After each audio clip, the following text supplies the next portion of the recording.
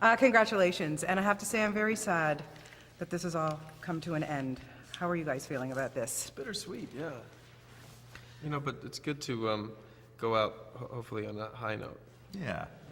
Sad, proud, grateful, thankful, and happy. Yeah, I feel like in a few years, like 10 years, you know how they hold old billboards up that they've never took them down?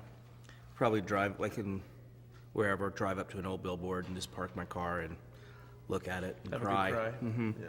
You can do that here in Vegas because they have slot machines of the Hangover, right? Okay. Yeah, Okay. it's pretty hilarious. Like, you guys will live on forever. I mean, this is a trilogy or movies that people will talk about forever. What do you think it is about it that people just connected with? It's a good question. I mean, it's hard to tell. I think it's a few things. I think there's some good jokes in the movies. Somehow it's relatable. I think Ed was bringing up that it's kind of a nice fantasy for people in a way too. But I don't know why we got so lucky that, I don't know. It's hard to put a finger on it. Well, how did the three of you connect? Because when you started this series, you barely knew each other. You were kind of stuck in a car together. You did a road trip to Vegas. You bonded. But let's face it, chemistry is the main thing about making a good film, and it works with the three of you. Why is that? I mean, it's a testament to Todd Phillips. He saw these characters. It's also the three of us in these circumstances as these characters. And that's his creation, Todd's creation, and he just saw these three actors as filling that in the way that he envisioned. So, and then you just hope for the best. And also, what's helpful is that when you work with other people like Ed and Bradley, is that Bradley doesn't have any problem with him coming up to me and saying, "Hey, why don't you try it this way?" Or does he have a problem with me doing that either? And same with Ed. So it's not that we're directing each other, but it's like, "Oh, here's a suggestion." So it's very collaborative that way. And Todd lets us do that. And I think it helps the movie. How accurate were your first impressions of each other when you Very. look back? Very. This crew is pretty much what you see is what you get, in a good way. There's not a lot of facade, So we kind of got each other right away, and same with Todd. In fact, Todd more than anybody. So he set the tone, just like got us kind of going together. This is, like I say, hilarious. I mean, when I saw the first trailer and my name is Ellen and I bought a giraffe, I was howling. I mean, seriously, that just gets you. Zach, when you read this script, I mean, was there anything, or any of you, when you read Todd's stuff and you go, really? Like, we're going to do this? Do you ever get shocked at what that guy writes? Always. Each movie, you think, how is this going to be filmed? Yeah, I look at these scripts sometimes, and my first reaction is like, no way. No, not going to do that.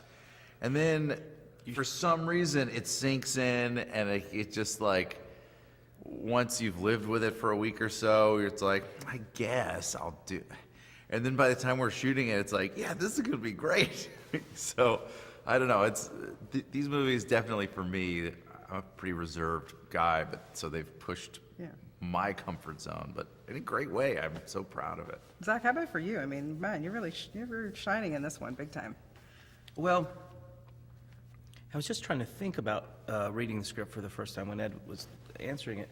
Yeah, for me, you read it, and then I forget about until a couple of days before we're shooting a scene. Oh yeah, I've got to do this now, or take my pants off, or do this or that, and I think I purposely forget, because if I think about it too much, I'll start protesting that I don't want to take my pants off or whatever. So you just have to kind of take a leap of faith with these movies and do what's best for the humor, really. You guys obviously have a shorthand, but is there a secret weapon as to not breaking into laughter? Because I can't imagine how you get through scenes.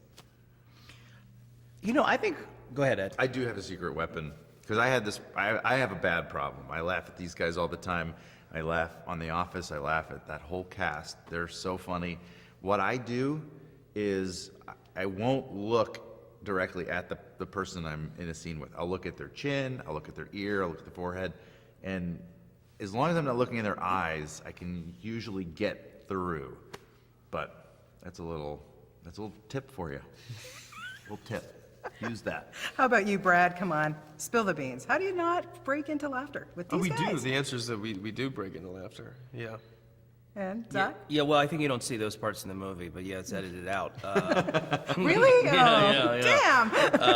But there have been moments where, yeah, I mean, we've been talking about it, but on the first one, I had to walk off the set because I was too embarrassed, and I was also giggling so much.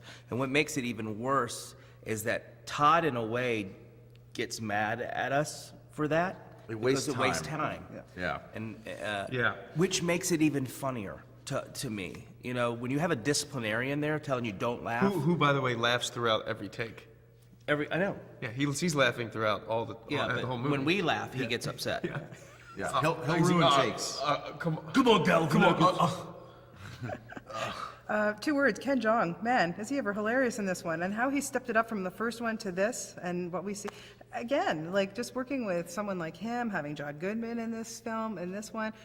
Really, Melissa like, McCarthy. yeah, Melissa McCarthy. I mean, the stuff with you, I wanted to find a sucker and have a sucker with you today. Like, honestly, you guys kind of look back at this and go, wow, what an amazing period in my life. Yeah. Yes, for sure. For sure. It's gonna be. Yeah, it's weird. Downhill from here. It's weird. It was a nice run. It was a good run. It was a good run. 5.5 year run, and Yeah, we did it. It's all It's over. been a good career. Yeah. That's kind of the saddest part of it. Our applications are at the door. Yeah.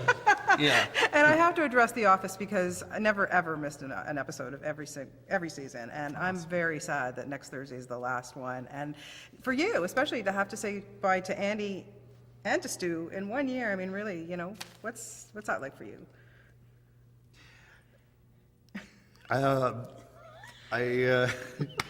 You know what? Both of these things I've had a lot of time to kind of wrap my head around it, but it is really just sinking in because the last episode of The Office is this Thursday. The last episode of The Hangover is 2 weeks later. These two things have defined my professional life for 6, 7 years, 7, 8 years, and I am in denial or something. I don't think I've wrapped my head around it. I will really miss the set dynamics of both things and the fun of inhabiting these just dorky, weird characters. Well, keep up the great work, you guys. Bring us more dorks. We love them. And thank you for 3 great films. I've had a good time. Thank And always you talking very to you much. for all 3 of them. Thank you so Thank much. you very much. Thanks, guys. Have a Thank great you. day.